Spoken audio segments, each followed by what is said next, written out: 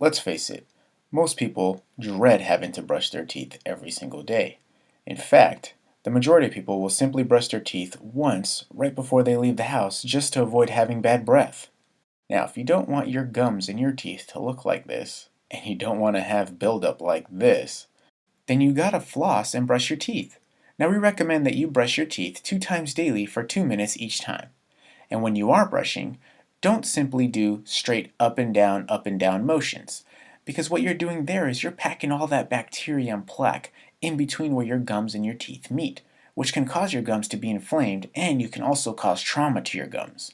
What you want to do is use a soft bristle toothbrush, angle your toothbrush towards your gums, and do small circular motions with light pressure. Now, what does that exactly mean?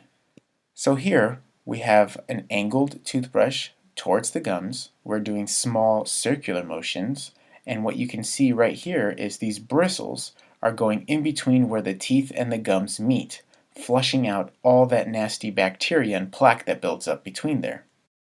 Alright, I guess we gotta talk about the topic at some point. Flossing. Now most people hate flossing, but I'm gonna show you a way that's gonna make it easier and effortless. Now, when people floss, if they floss, they will run the floss through the teeth and pop it straight out. And what this can cause is trauma to this tissue here. You can cause it to bleed and eventually recede over time. We want to make sure that we run this floss through our teeth and maintain the proper flossing techniques. This is an example of how you can properly floss your teeth. In pictures 1 and 2, they are demonstrating how you can hold that string floss. Now feel free to modify this to whichever way is comfortable for you. In pictures 3 and 4, we are demonstrating the motion that is taken by the floss to properly floss those teeth. Now in picture 3, you can see the nice C shape that that floss is forming around that tooth. In picture 4, we're going to talk about this motion here. You can see that the floss is slid in between the teeth there, then it hugs the tooth and slides down in between the gums, comes slightly back up, and then onto the next tooth doing the same motion, and finally sliding the floss all the way out.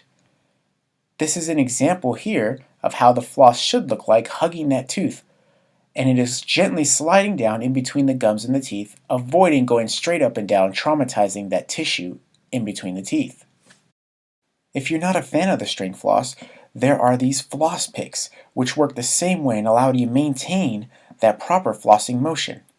Here, I'm demonstrating how you can use those floss picks to maintain that proper flossing technique.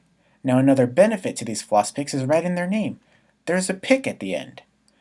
Also, there are several products out there that'll help in getting things out from in between your teeth. However, flossing should not be substituted by any of these other products. One of those products is a water pick. Water picks are great for people with braces. The water is able to flush away that nasty bacteria and plaque that builds up around teeth and around those brackets. Now, as I mentioned earlier, you don't want to substitute flossing with a water pick, simply because the water is unable to get in between your teeth, much like the floss can, and that is why you have to physically run a piece of floss in between your teeth.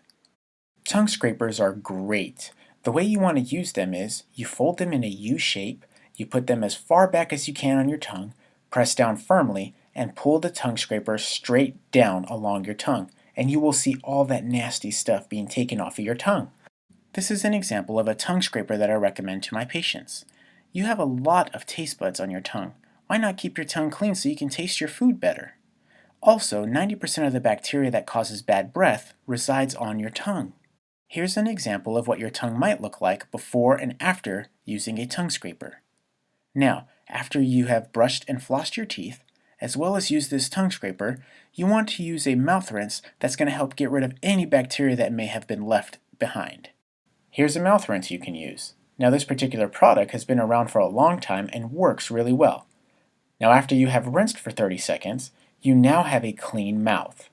The butterfly, that's all. Let me see the